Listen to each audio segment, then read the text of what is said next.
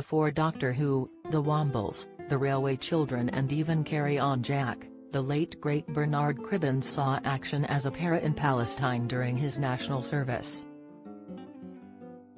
"It was 6 months of getting shot at, I don't recommend it," he recalled. Yet despite near misses, the actor, who died last week aged 93, was only injured when he returned to acting. Here in extracts from his autobiography Bernard Who? 75 Years of Doing Just About Everything, he tells all about his close shaves with bombs and bullets, a bum deal in the desert and working with the very first Bond girl. On November 30, 1947, the Palestine War officially began. Prior to then, the British Army's 6th Airborne Division had been serving as peacekeepers in Palestine since the Second World War. We in 3rd Battalion, the Parachute Regiment, were sent out to take over and were transported to Palestine on the troop ship HMT Empire Windrush. We arrived at Peninsula Barracks, in Haifa, on about 8th of December and I was on one of the first guards there. Lucky old me, eh? After finishing a period of duty, during this first guard, the sergeant came up and said, "Go and get the tea, Cribbins." "Yes, Sergeant," I replied, before picking up a large metal bucket. Yes, we transported our tea in a bucket, and walking down towards the nearby Mediterranean where the cookhouse was. I could see in front of me a lovely glow in the sky. It must have been about 4 o'clock in the morning and I assumed it was the sunrise. I smiled and it gave me a lovely warm feeling. When I turned the next corner I got the shock of my bloody life as there in front of me was a huge hut on fire. This was part of a wooden encampment that encompassed the aforementioned cookhouse, the Nafi stores and, unless I was very much mistaken, the armory. The first person I recognized was the regimental sergeant major, a man called Paddy Coffey, who was standing there with a 9mm pistol supervising the evacuation of the armory. I dropped my bucket and got involved.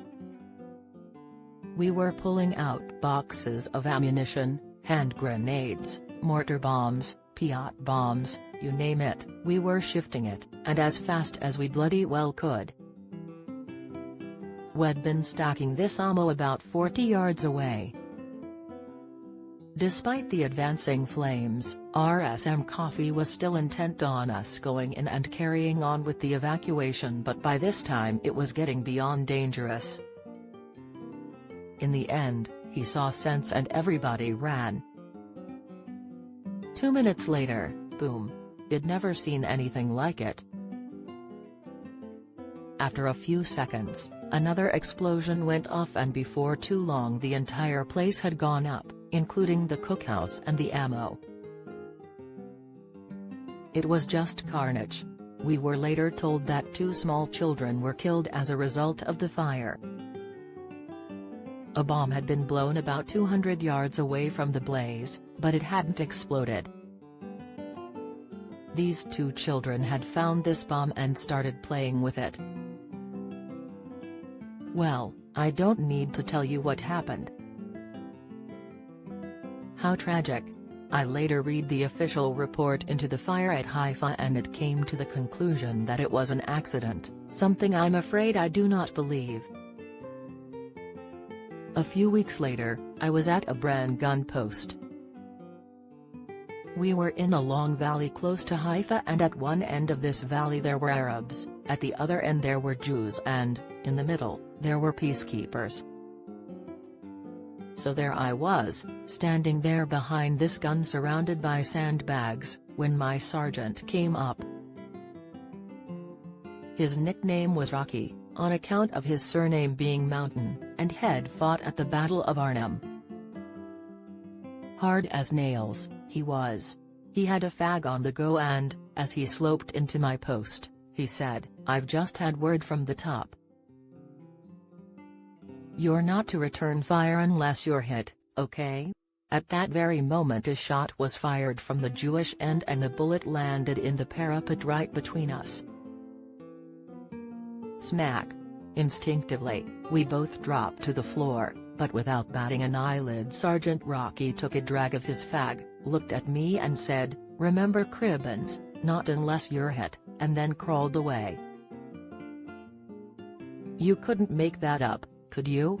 Despite surviving the real gunfire, Bernard was ironically later injured during a movie gunfight, while filming She in August 1964. I was asked by Hammer Films if he'd like to spend a few weeks in a hot country with none other than Ursula Andress. To top it all off, we were going to be joined by Peter Cushing, John Richardson, and Christopher Lee. Ursula had recently appeared in Dr. No alongside Sean Connery, and as well as being one of the most beautiful women on the planet, she was also one of its most sought-after actresses. "Yes, all right then," I said to my agent. "If I must." One day, the delightful Mr. Cushing and I were filming scenes in the Negev desert that involved us fighting off some Bedouin people. Him carrying a rifle, Peter a revolver, and these guys are coming at us on camels firing all kinds of everything.